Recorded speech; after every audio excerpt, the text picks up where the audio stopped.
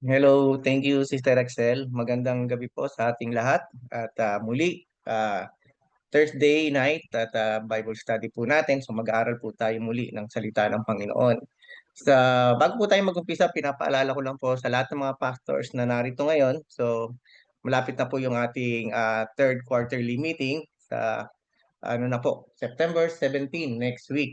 So praise God po, ikatlong actually pang-apat na meetings na natin ito simula pa nung December. And siyempre, ngayong araw na ito ay ating inaalala po yung birthday ni Pastor Next na ating mahal na pastor. So, tayo ay nagpupuri at nagpapasalamat sa buhay ni Pastor Next sapagkat inilaan niya ang kanyang buhay Rename mo yung pangalan mo, TJ nakalagay. para sa para sa Panginoon. Ay, wait, Pastor TJ daw ang nakalagay sa aking pangalan. Sige. Anyway, basta ako ito.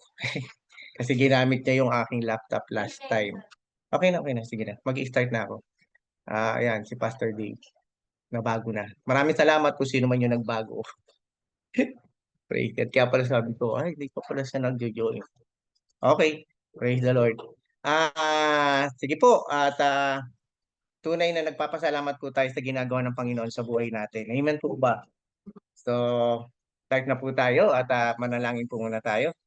Panginoon, salamat. Salamat o Diyos sa kabutihan niyo sa amin, Lord God, dahil kayo yung Diyos na nagpapalakas, papatatag sa amin. Sa kabila ng mga sitwasyon, ng mga nangyayari sa buhay namin, may mga problema, may mga pinagdaraanan, may mga karamdaman. Lord, ginugo po kami sa physical namin katawan, pero hindi kami padadala, Lord God, sa gawa ng kaaway. Magpapatuloy kami, Panginoon, na maglingkod sa inyo. Lord, alam namin sa araw-araw ay binabago nyo ang aming mga buhay. Inaayos nyo kami, kinokorek nyo kami, tinatama nyo kami, Panginoon. Hanggang sa makita nyo po sa amin, Lord God, na maging karapat-dapat po kami.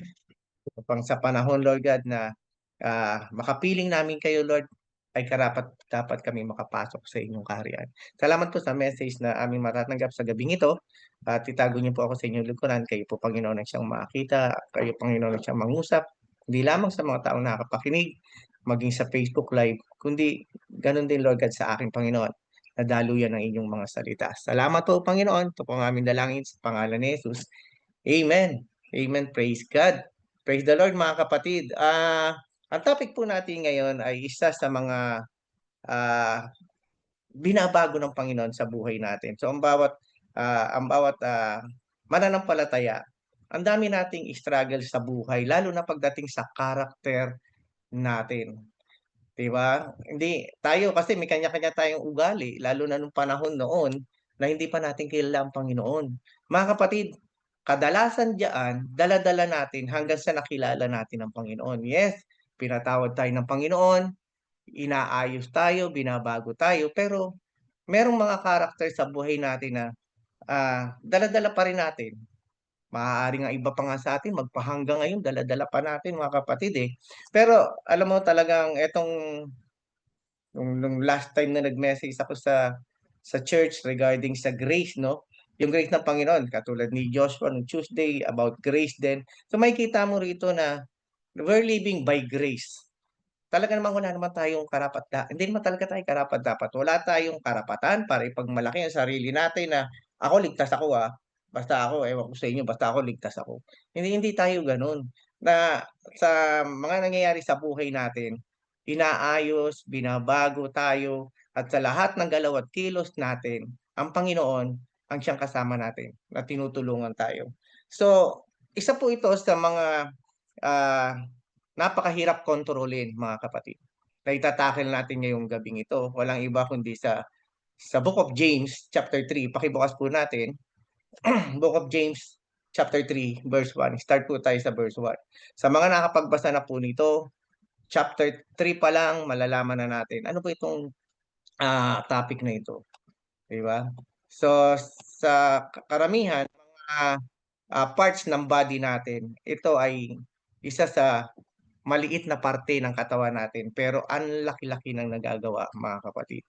So, sabi rito sa James chapter 3 verse 1, mga kapatid, hindi dapat na maging guro ang marami sa inyo Dahil alam niyo na tayong mga nagtuturo ay hahatulan ng mas mahigpit kaysa iba. Tayong lahat ay nagkakamali sa iba't ibang paraan. Ang sino mang hindi nagkakamali sa kanyang pananalita ay isang taong ganap at marunong magpigil sa sarili. So kung makikita natin po rito sa verse 1 and verse 2 ay pinapatungkulan ni James sa mga taong nagbabahagi ng salita ng Panginoon. So, marami sa atin dito mga pastors, hindi lamang mga pastors po ang nagbabahagi ng salita ng Panginoon, mga leaders o binigyan ng kalakasan o kapangyarihan ng Panginoon na magsalita din sa harapan. Kaya nga sabi rito, hindi po basta-basta tayo na parang gusto mo lang magsalita. Ay, magsasalita ako. Sasabihin ko kung ano yung nakalagay sa Bible, kung ano yung nabasa ko. Tama po yan. Wala naman pong masama doon. Kaya lang, alam nyo, yung, yung, ah, yung responsibilidad na iniatang sa ating balikat, ang mga responsibilities na ibinigay sa atin ng Panginoon, mga kapatid, hindi po basta-basta. Lalo na sa mga nagtuturo sa harapan. Kasi i-judge ka according sa sinasabi mo. So sa bawat salita na lalabas sa bibig natin, maaaring maganda ito talaga. Maraming nabe-bless, maraming na-encourage. Pagbaba mo ng stage, maraming lalapit sa'yo, sasabihin sa'yo, kapatid, pastor, ang ganda ng message nyo, nakaka-bless. Eh, isa nga sa temptation ng mga pastors ay kapag nakakarinig ng mga ganong pananalita, parang ang glory nakukuha mo, no? Para bang sasabihin sa'yo, pastor, ang ganda naman ng message nyo, nakaka-bless na. Glory to God. Sa bibig lang natin yun. Sinabi lang natin, glory to God. Pero wag ka, sa loob-loob mo. Wow, nakaka-bless, nakakatuwa. Meron pang mga ibang mga preachers na kapag walang bumabati, natapos na yung message, ewan ko lang sa mga nakakapag-share dito ng Word of God, makakaramdam ka na, okay ba yung sinabi ko? Ba't parang wala namang effect, wala namang dating, di ba? Parang, okay lang, parang walang ano yung mga kapatiran, kinamayan mo, inano mo, parang wala lang, parang walang nangyari. Kasi nga, the way na ginagawa po natin ito, hindi naman talaga tayo dapat ang maitaas, ang Panginoon. Kaya lang ang nangyayari, isang malaking bagay na ginagawa ng diablo sa atin, instead na ang kaluwalhatian ay para sa Panginoon, minsan nakukuha natin. Kasi yun ang inaano ng kaaway. O kita mo, anong ginawa mo kanina? Nag-message ka, may nangyari ba? Wala naman, di ba? Parang hindi naman na-bless yung mga tao sa'yo, mga kapatiran.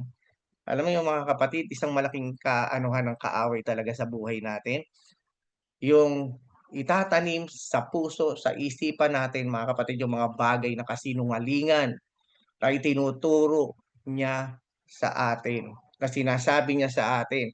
Pero ang paniniwalaan mo siyempre, yung sinasabi ng Panginoon sa buhay mo. Wala talaga tayong magagawa, mga kapatid. Lahat tayo dito, walang karapatan, wala kang maipagmamalaki sa Panginoon. Lahat ng ginagawa po natin, dapat ang Diyos ang naluluwalhati. So sa bawat salita na lumalabas sa bibig natin, madalas na sinasabi ng mga preachers, dapat buhay sa atin. Tayo mismo. Isinasapamuhay natin. Hindi yung binibigay natin yung load sa mga taong nasishare natin ang salita ng Panginoon. Yung bigat ng accountability o yung parang, alam mo yung ginagawa mo, ginigilty mo yung kapatiran. O kailangan mo humingi ng tawad, makasalanan ka, meron kang ginawang pagkakamali. Yung mga tao dito, nakalimutan na ang Lord. Pero wag ka, sa'yo ba buhay? 'Di ba? Kaya nga, at the end of the day, ang sabi ng Panginoon, sa bawat lalabas sa bibig natin, hahatulan talaga tayo doon. At sino sa atin ang may karapatan na magsabi, Lord, ginawa ko lahat ng mga pinapasabi niyo. Kung tutusin nga, pagka ikaw ay humarap sa presensya ng Panginoon, talagang ang tawag doon yung hubad tayo sa presensya ng Lord. Wala tayong maililihim, wala tayong maitatago, wala tayong maipagmamalaki, mga kapatid. Hindi ko maalala kung kailan ko nabanggit na one time, etong ano lang, siguro August lang. Grabe talaga yung, alam mo yung guilt ko dahil kasi meron akong pinapanalangin sa Panginoon. Tapos, pagkakabanggit ko sa kanya, Lord, bakit? Parang gano'n, parang bang hindi hindi nangyari yung prayer ko. Lord, grabe ka naman. Parang, sabi ko pagkabanggit ko pa lang ng salitang yun, para bang sinisi ko ang Lord. Lord, sorry, sorry, Panginoon. Alam mo yun, yung slip of the tongue na lumabas sa bibig mo, yung bagay na bakit mo ginaganon ng Lord? Anong karapatan mo? Sino ka? Lord, sorry, sorry, sorry, Panginoon, grabe yung bibig ko. Na alam ko naman na kung hindi nangyari, hindi niyo kalooban. Kung nangyari, kalooban niyo. At kung maaaring hindi pa ngayon, hahantayin ko, 'di ba? Iaano mo yung patience ko para hantayin kung ano yung sagot sa panalangin ko. Pero yung magmadali ka, tapos biglang sisisihin mo, Lord, kasi hindi dumating sa oras na nangyari yung panalangin mo.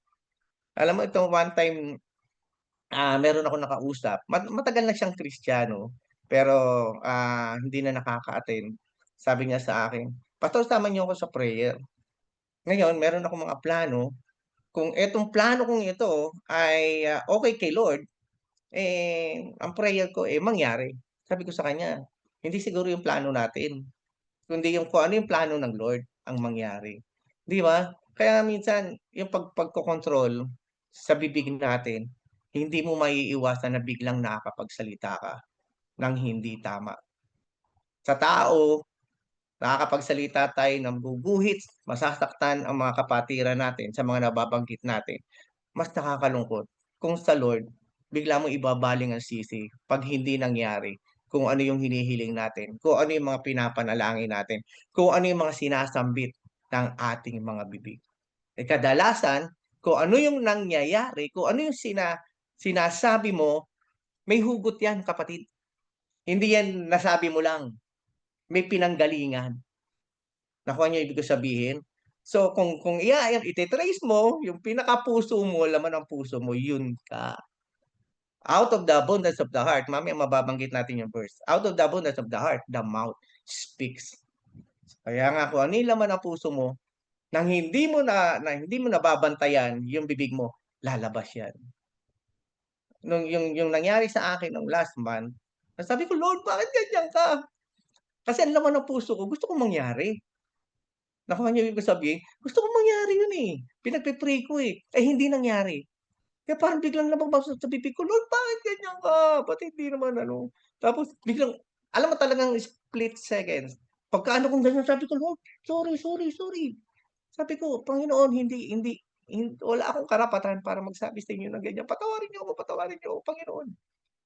Hindi dapat, kasi alam natin na alam ng Lord ang mabuti para sa atin. Itong verse 1 and 2 mga kapatid, ang kausap ni James dito hindi po mga unbelievers. Hindi lamang po basta believer, kundi mga nagsasalita ng salita ng Panginoon. Na ingatan po natin na makapagbitaw tayo ng mga bagay na hindi kalugod-lugod sa Lord. Kaya nga sabi sa verse 2 dito, 'di ba? Sabi dito, tayong lahat ay nagkakamali. Yes, nagkakamali tayo, pero hindi ito rason, hindi ito ticket para magkasala tayo.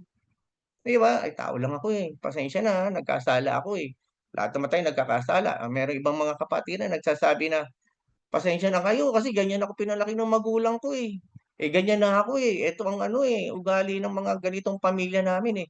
Tinatanggap ba natin 'yun? Sinasabi tayo mismo nagde-declare na ang pamilya ko kasi ganito, na ang nakagisnan ko na ganito. Hindi dapat mga kapatid. Kasi isang bagong nilalang na tayo. Binabago tayo ng Panginoon araw-araw. Hinuhubog tayo ng Lord. So ang kausap dito ni James ay yung mga mananampalataya na patuloy na nagpapabago sa Diyos. Lahat tayo, yes, nagkakamali, pero ang sino mang hindi nagkakamali sa kanyang pananalita, isang taong ganap at marunong magpigil sa sarili.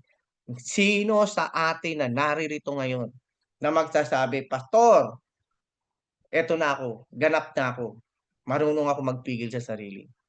Mas lalong magiging ano sa atin ng Panginoon na hindi ka karapat-dapat dahil kilala kita, alam ko yung laman ng puso mo. Alam alam ko kung ano ka, alam ko kung sino ka.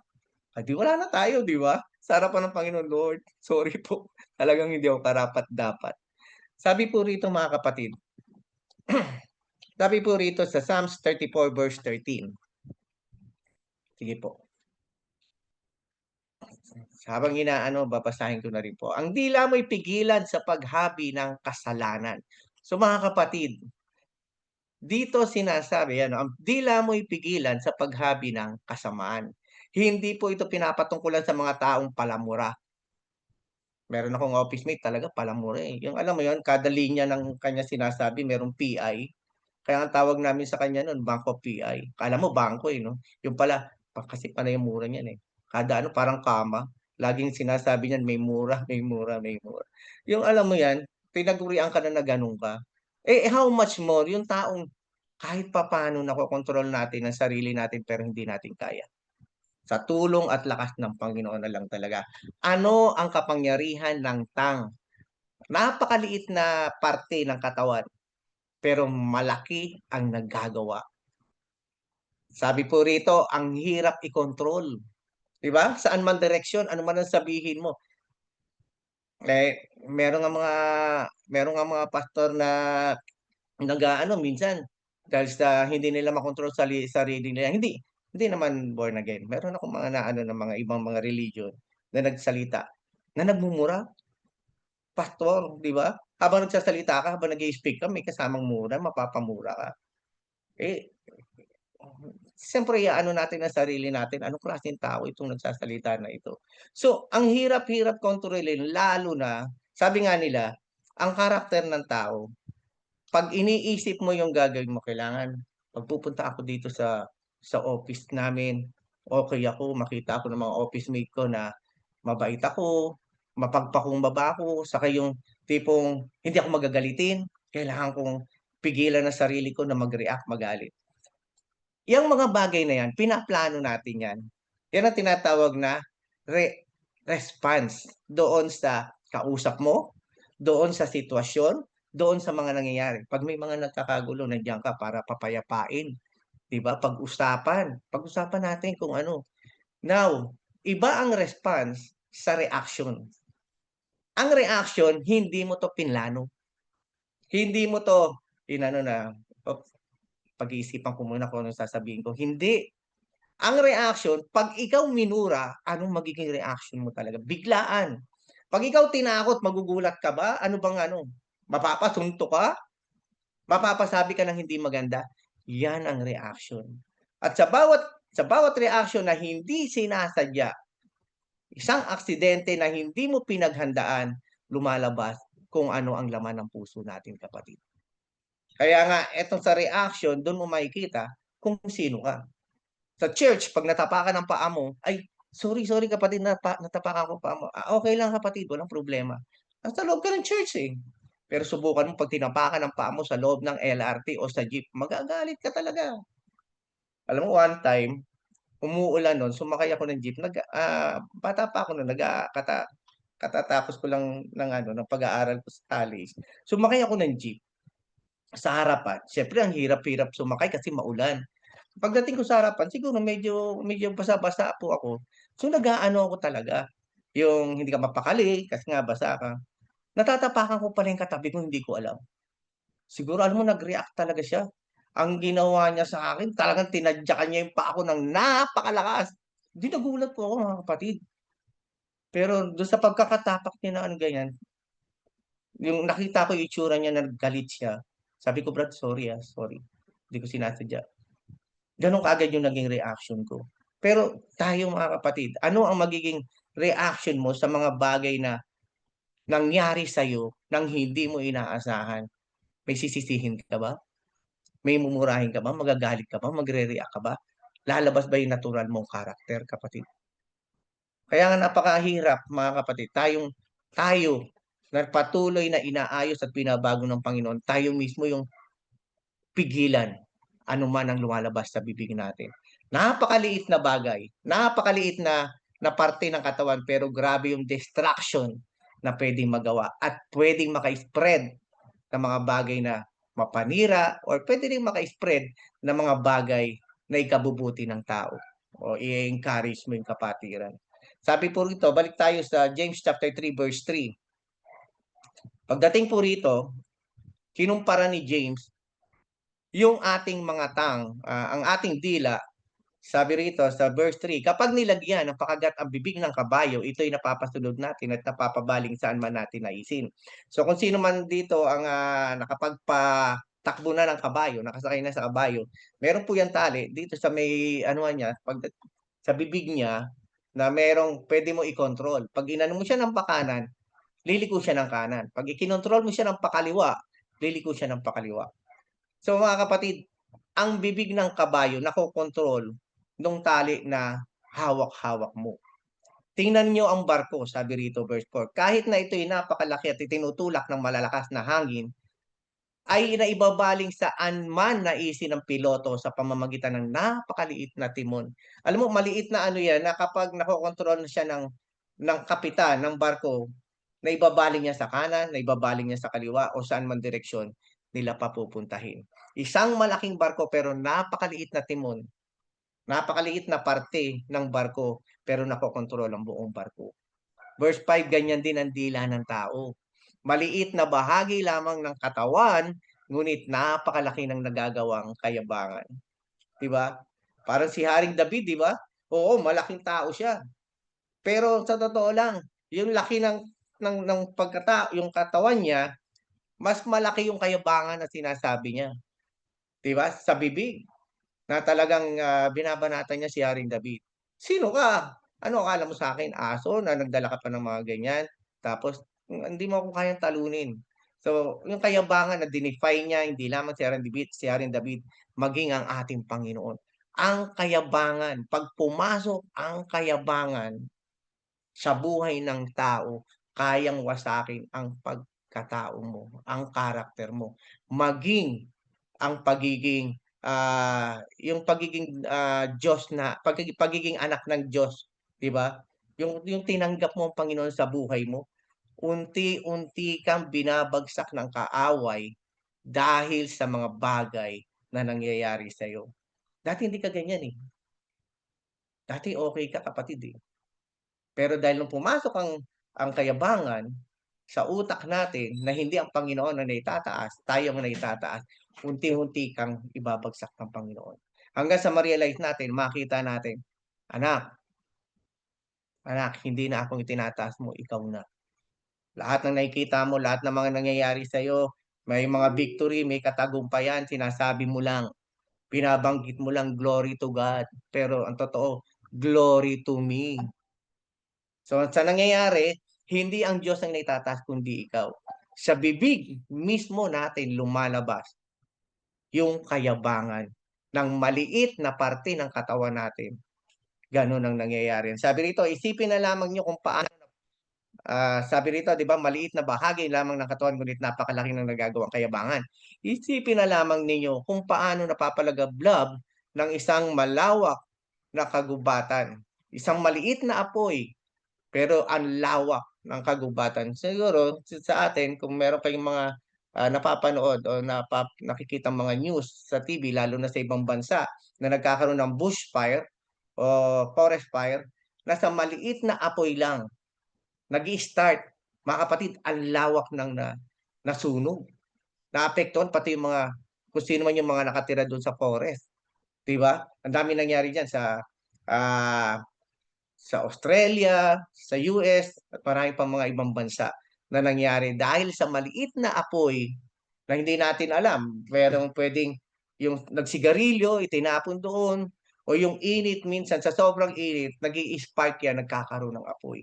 Kaya nga, kung walang pagkontrol, walang pagpipigil, patuloy na mawawasak ang buhay ng tao. Hindi lamang ikaw kapatid, kundi ang mga taong nakakausap mo, ang mga taong nasasaktan mo, ang mga taong nasasabihan mo ng hindi tama.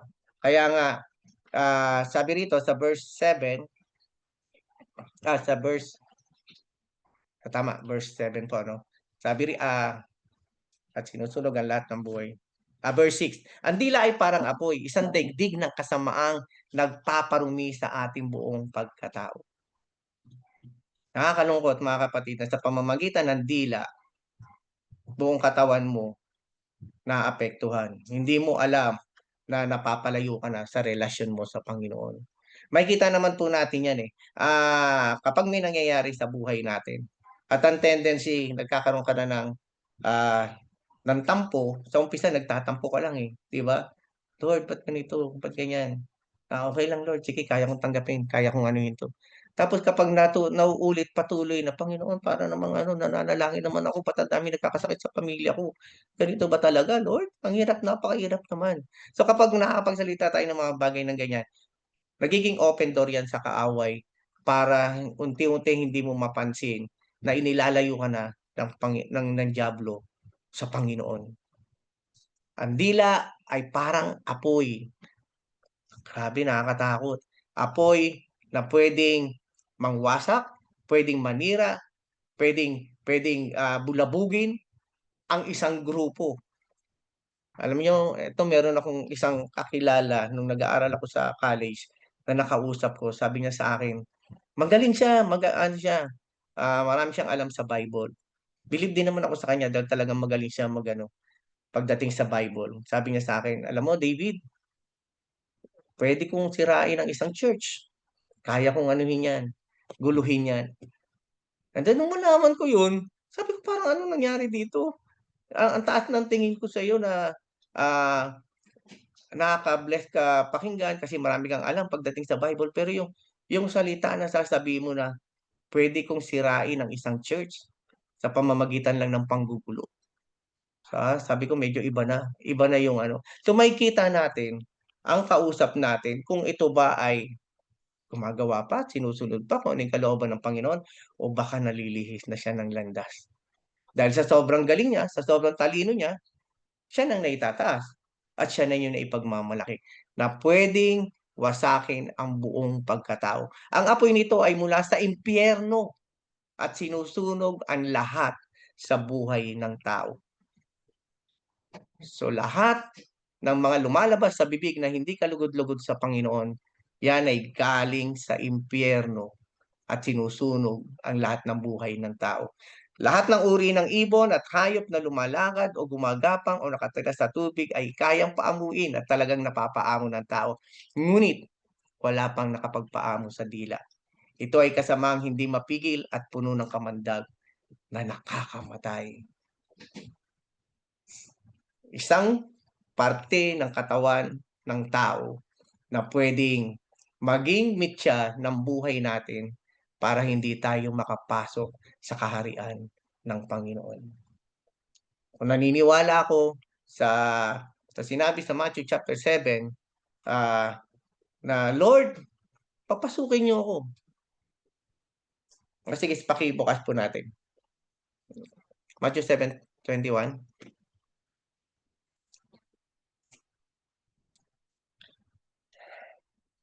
Sabi rito, "Hindi lahat ng tumatawag sa akin Panginoon, Panginoon ay papasok sa kaharian ng langit, kundi ang mga tao lamang na sumusunod sa kalooban ng aking Ama na nasa langit."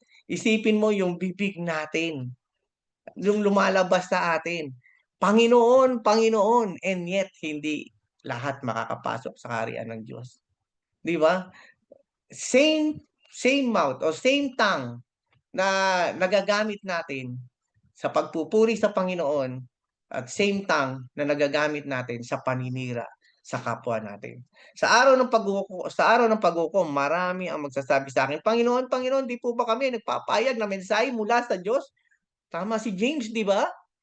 So ito yung sinasabi rito, oh, nagbabahagi ka ng salita ng Panginoon. Nagpalayas ng mga demonyo, nagsasabi ka pa, "In the name of Jesus Christ." Halos lumindol kapag nagsasalita ka, 'di ba? Kapag nanalangin ka, grabe ang prayer mo. Na talagang siguro kahit sinong demonyo yung nasa harapan talagang tatalsik dahil sa grabe yung panalangin mo. Nagpapalayan ng demonyo at gumawa ng mga himala sa iyong pangalan. And yet, dahil hindi mo nakontrol yung tongue, hindi ka makakapasok sa kaharian ng Diyos. Nakakalungkot, ang bigat ng word pero ito yung katotohanan na dapat nating tanggapin. Without Christ, we can do nothing. Sa pamamagitan ng grasya ng Lord, sa tulong ng Panginoon, nagpapatuloy tayo.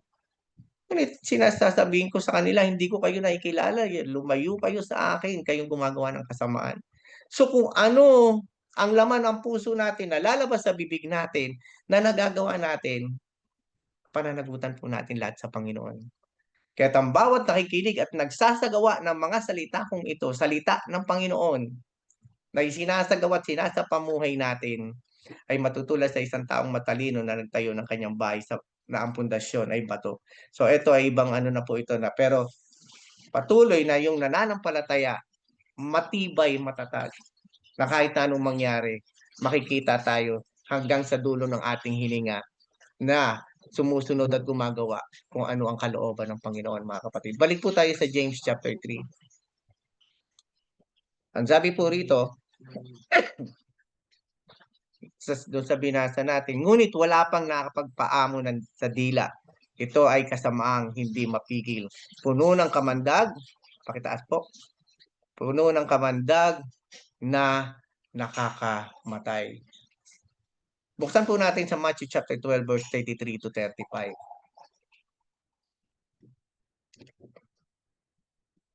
Ang sabi po rito, kaya nga ang dila ay napakahirap kontrolin. 'Di ba merong ang ano ngayon, mga uso na ang gaspang naman ng dila mo, 'di ba? Masyado ka namang pasmado kung magsalita. Yung mga tipong meron kang nakasakit ka, pasmado kung magsalita, grabe ka, 'di ba? Minsan kahit pabiro mo lang na sinasabi pero nakaguhit ka eh, nakasugat ka eh, nakasakit ka ng kapwa mo dahil sa pananalita na lumalabas sa bibig mo. Maraming mga tao pala, nakalimutan, buti naalala ko. May mga tao na ang karakter nila, prangka silang tao.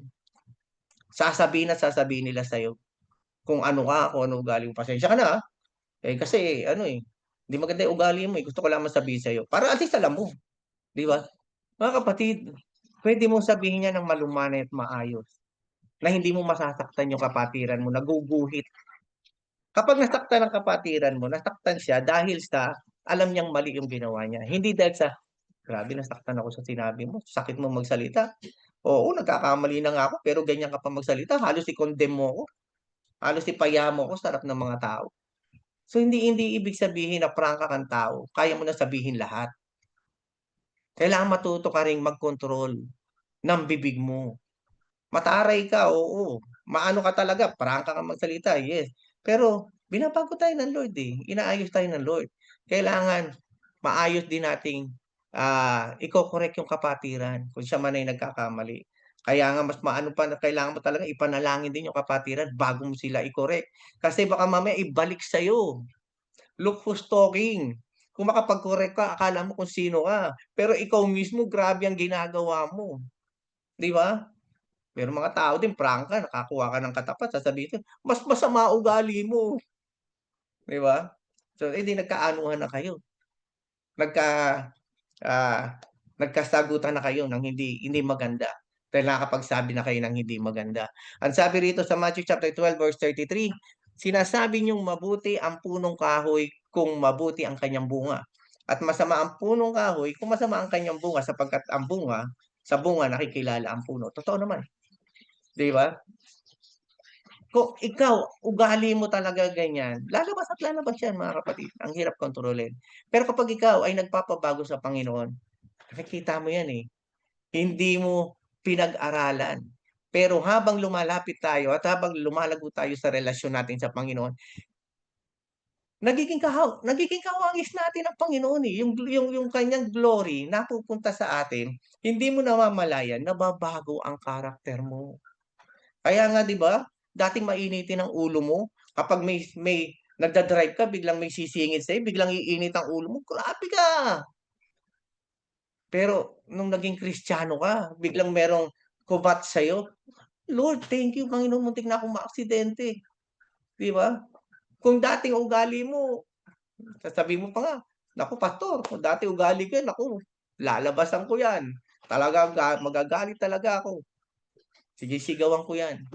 Hindi ka na nga eh, hindi na ikaw eh. Kaya magugulat ka, "Ha? Hindi ko na nagawa yun, ah. Dati palamura ako, dati mainitin ang ulo ko pero hindi ko na nagagawa." Bakit? Kasi lumalago ka sa Panginoon.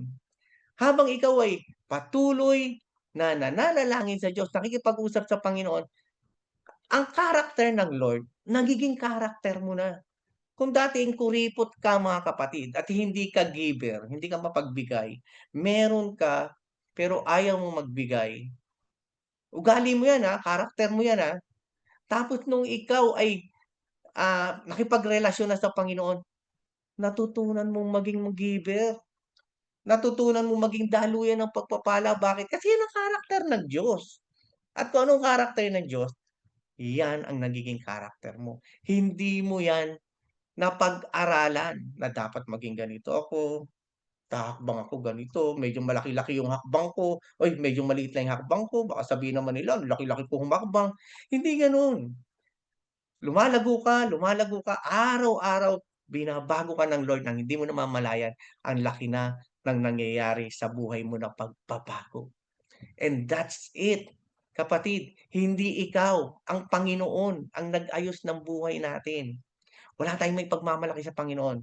Lahat ng mga nangyayari sa atin, hindi ka marunong magpatawad. Kapag ikaw ay sinaktan, gigil at galit na galit ka. Pero natututunan nating magpatawad dahil nandirito si Jesus sa atin. "Lord, hindi ko kayang magpatawad. Itong taong ito may ginawang masama sa'kin pero parang grabe mang-asar." Yung alam mo yun, nakasakit na siya pero kung mang-asar akala mo ako pa yung may kasalanan. Kung karakter mo yan kapatid, hindi mo kayang patawarin yung tao. Pinatawad mo yung tao, bakit? Kasi nandirito na sa'yo si Jesus. At dahil kay Jesucristo na ating Panginoon, natutunan nating magpatawad. Bakit? Kasi kung haharap tayo sa Diyos, hindi tayo karapat-dapat pero pinatawad tayo ng Panginoon. So, sino tayo para hindi magpatawad? Ang dami nating karakter na binabago sa buhay natin na ang Diyos lang ang puwedeng magbago ng buhay natin. Kaya nga 'di ba sa binasa nating verse, yung pagpipigil sa ano, sa bibig, sa dila, hindi natin kaya. Pero kapag ikaw ay lumalago sa pananampalataya at patuloy na nagbabasa ng salita ng Panginoon, uma-attend every fellowship, nakikipag-fellowship ka sa mga kapatiran, kapwa mo Kristiyano, lumalago sa pananampalataya. Iwasan mo yung mga taong makakadala sa'yo sa kapahamakan. Hindi yung ang lagi mong kasama, yung mga taong puwede sa'yo mag-bully sa kapahamakan. Maraming mga tao dito na ang hirap i-kontrol yung dila, lalo na kapag may mga nakatalikod na tao. Meron kang kinakausap, binabanggit mo siya, "Alam mo si ganito ganyan, eh, alam mo ano, eh." Ngayon yung taong nakakausap mo naaapektuhan kapatid. Wala siyang alam, eh, pero nagkakaroon ng alam, bakit? Kasi pinag-uusapan niyo yung tao, yung kahinaan nung tao, yung bagay na ayaw mo dun sa tao. Mas matutuwa ka pa nga kapag may nangyayari dun sa tao kasi galit ka dun, eh. May ginawa sa'yong hindi maganda, eh. Kaya kapag 'yan may nangyari sa kanya, parang nasisiyahan ka pa, kasi kasalanan niya, eh. Kaya nangyari sa kanya, kasalanan niya 'yan. So, sa bawat lumalabas sa bibig nating kapatid, lalo na 'pag nakatalikod tayo o nakatalikod yung taong pinag-uusapan natin, pananagutan natin sa Diyos 'yan. Meron po akong kilalang isang pastor na, dito po sa amin, na meron silang Bible study sa bahay ng kapatiran. Alam niyo po, bago dumating yung pastor dun sa loob ng bahay, dun sa bahay na Bible study-han nila, yung mga kapatiran nag-uusap-usap. "Alam mo si pastor grabe 'no, ganyan ang ano 'no, kaya nga ano." Hindi nila alam yung pastor na kanilang pinag-uusapan nasa harapan na ng pintuan ng bahay. Kaya nung pumasok si pastor, lahat sila natahimik kasi alam nila na narinig sila ng pastor. Oh, 'di ba parang nakakalungkot na nalaman na pinag-uusapan mo yung tao, pinag-uusapan ka, sinisiraan ka, may sinasabing hindi maganda sa'yo. Mas maganda talagang kausapin mo na lang yung kapatiran kapag meron ka nakitang hindi hindi maganda o kailangang maayos kaysa sinasabi mo sa ibang tao. At yun nga, 'di ba nabanggit ko na rin 'to na nagre-recruit ka pa ng mga taong puwedeng makaalam. Wala ngang alam yung tao dun sa ano, eh, wala nga siyang samaan ng loob, nagkakaroon ng samaan ng loob, eh. Kasi nga nagre-recruit ka ng mga taong makakausap mo na a-agree sa'yo para doon sa taong pinag-uusapan niyo. Ang tawag diyan flavor of the month. Kumbaga sa ice cream, ikaw na naman ang flavor of the month, ikaw ang napag-uusapan, ikaw ang napapagpulungan.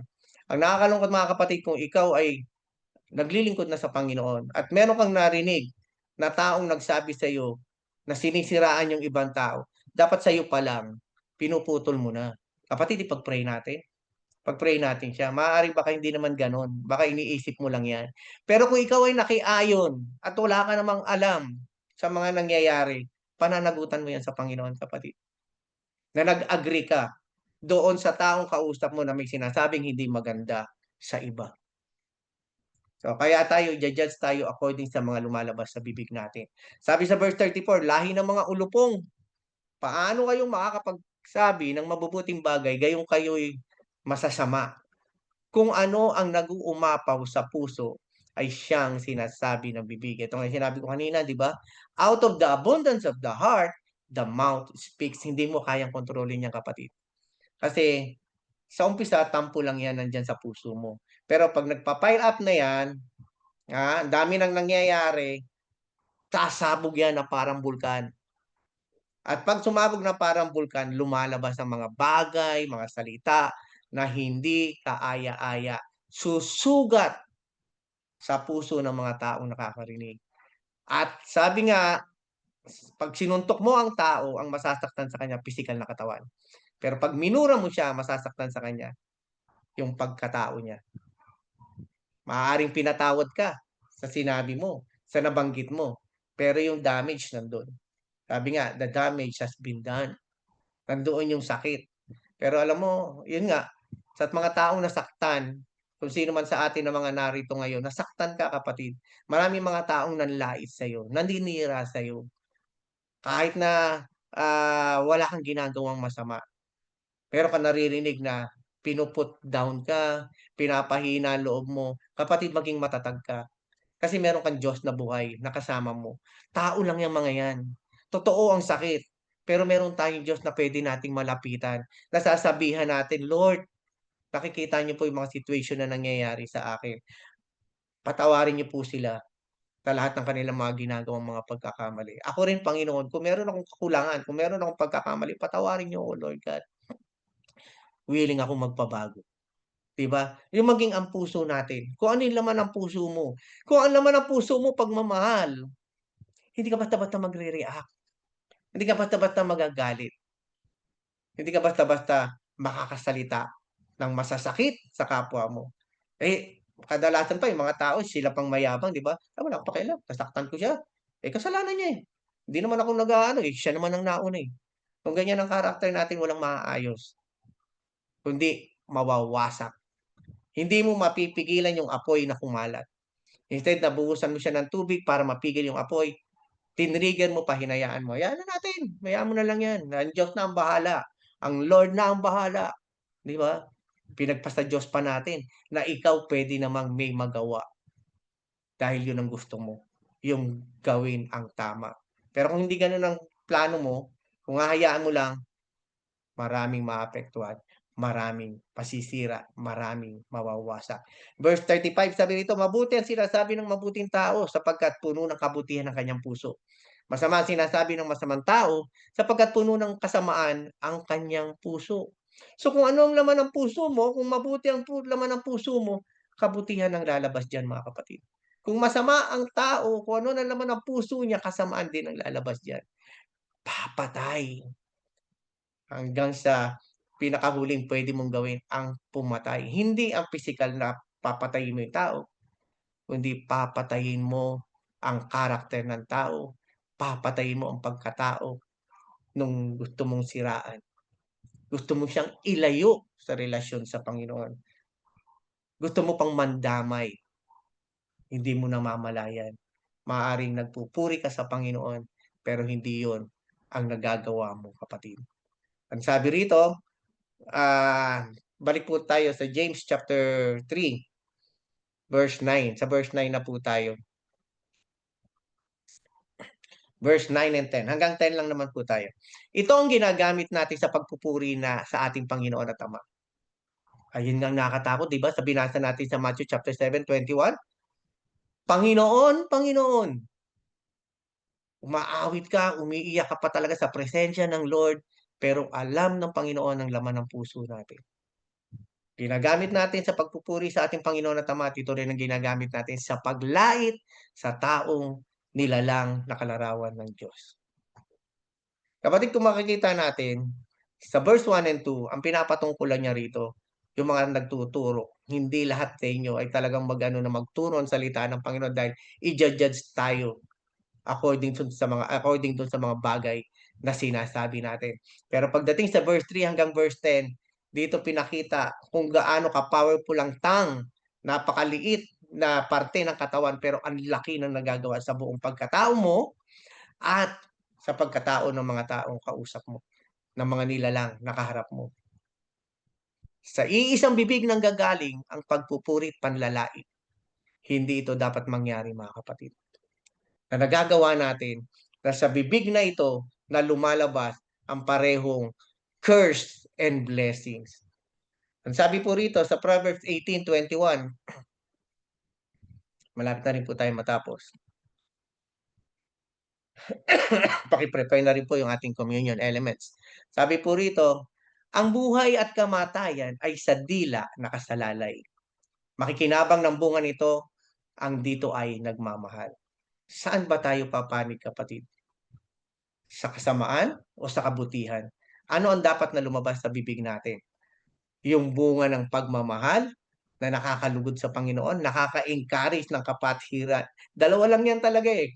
Yung ina-encourage mo yung kapatiran, na bumalik sa Panginoon, magbalik sa Lord, magpatuloy. Nanghihina na, pastor, nanghihina na ako, ayoko na. Parang ayawan na. Saka na lang kapag medyo okay-okay na ako. Tapos ikaw, ina-encourage mo siya para bumalik. Alam mo, papasalamatan ka ng taong yun. Pagdating sa heaven, magpapasalamat sa iyo dahil niligtas mo yung buhay niya. Napapalayo na siya eh, pero in-encourage mo siyang bumalik. Eh, paano kung maraming mga tao kang nakasakit ng damdamin?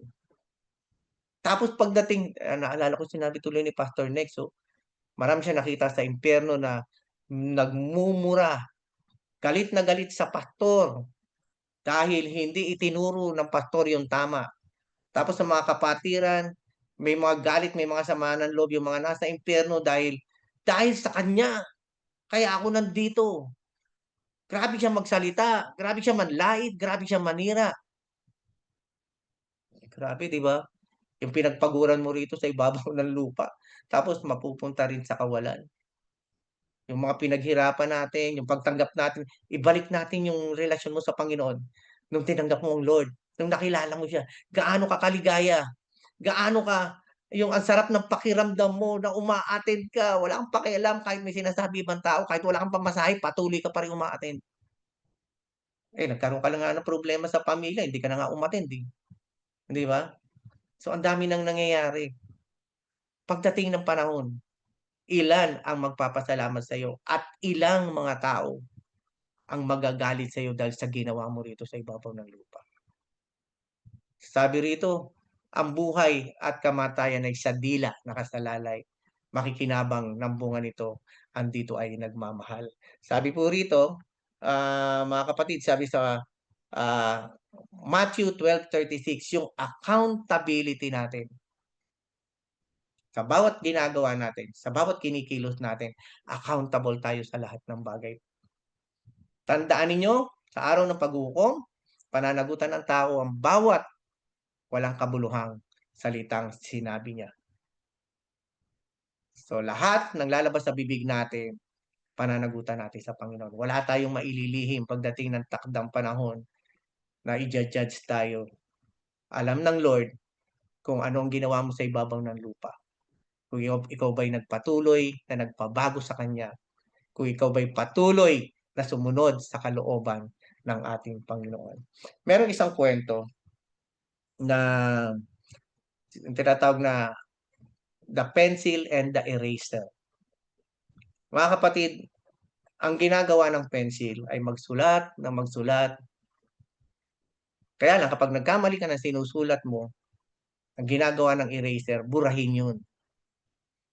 Dahil nagkamali ka. Mali ang sinabi mo, mali ang sinulat mo, baguhin mo. Hindi yan ang dapat mong gawin. Paano kung ang eraser nawala na, naubos na? Anong gagawin ng pencil?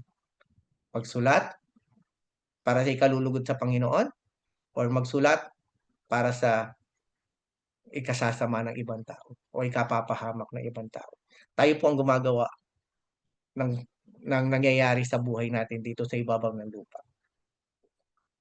Pinapipili tayo ng Panginoon kung ikaw ay magpapatuloy na magpabago sa Diyos. Katulad nga sinabi ko po sa inyo kanina, hindi po tayo robot na denumero na ito yung sinabi sa Bible, ito yung dapat kong gawin, kailangan ganito yung gawin ko, kailangan hindi po. Sinasabi ng Panginoon, patuloy ka makipag-communicate sa Panginoon. Patuloy ka makipagrelasyon sa Diyos. So habang nagkipagrelasyon ka sa Panginoon, nababago ng Panginoon yung karakter mo. Hindi na ikaw, kundi ang Lord na nasa puso natin. So hindi natin kayang baguhin ang sarili natin, pero kung nagpapatuloy tayo sa Panginoon, magugulat ka na lang. Ang laki ng binago ng karakter mo. Bakit? Ang hirap kontrolin, ang hirap pigilin, pero kapag ikaw ay nagpapatuloy sa relasyon mo sa Panginoon, yung character ng Lord, yun ang magiging character po natin. Pero po akong iiwan bago po tayo matapos na isang katanungan. Sabi rito, kung di natin kayang pigilan ang ating dila sa pagsabi o pagsalita ng mga kasalanan o paninirang puri, ibig man sabihin, hindi na tayo maliligtas. So ano sa tingin mo yung mga dapat mong gawin para masunod mo ang kalooban ng Panginoon? So, maaaring ang iba pwedeng magsabi kung ano yung pwedeng ma-encourage sa mga kapatiran na merong nakakaranas ng mga ganitong sitwasyon. Sige po, manalangin po tayo. Sabay na rin po natin sa ating panalangin ang communion elements. Diretso na rin po tayo sa communion. Panginoon, nagpapasalamat kami sa inyo, O Diyos, sa salita na aming natutunan sa gabing ito. Lord, hindi namin kaya. Bilang tao, mahina kami, weak kami. Pero Lord, simula nung tinanggap namin kayo sa buhay namin, ang laki ng binago nyo sa amin. Nagugulat na lang kami, hindi ito yung dati naming karakter. Pero dahil kayo ang nagbabago sa amin, kayo ang naguhubog sa amin, yung karakter nyo, nagiging karakter namin, Lord God. Salamat. Without you, Lord God, hindi namin lahat magagawa ang mga bagay na ito. Sa tulong nyo, it is by grace, Panginoon. Kahit anong kabutihan ang gawin namin, kung hindi namin nasusunod ang kalooban nyo, useless lahat ito, Panginoon. Ang pinakamahalaga sa lahat ay matutunan namin na kayo talaga ang paglingkuran namin at wala ng iba at sumunod sa inyong kalooban. Salamat po, Panginoon. Tunay na napakabuti niyo, Lord God. Ganun din, Lord God, sa gabing ito ay muli naming inaalala, Panginoon, ang ginawa niyo sa buhay namin before kayo hulihin at mamatay sa krus ng Kalbaryo. Sa huling hapunan, Lord God, ay pinaalala niyo, Panginoon, sa amin yung ginawa niyo sa pamamagitan ng mga sugat, mga latay na nangyari sa inyo, lahat ng paghihirap, Lord, sa pamamagitan nito, kami ay pinatawad nyo, kami ay pinagaling nyo sa lahat ng aming mga kasalanan at karamdaman. At dahil sa inyo, Lord God, ang lahat na ito ay nagkaroon ng katagumpayan sa buhay namin. Salamat po, Panginoon. Ito po ang aming dalangin sa pangalan ni Jesus.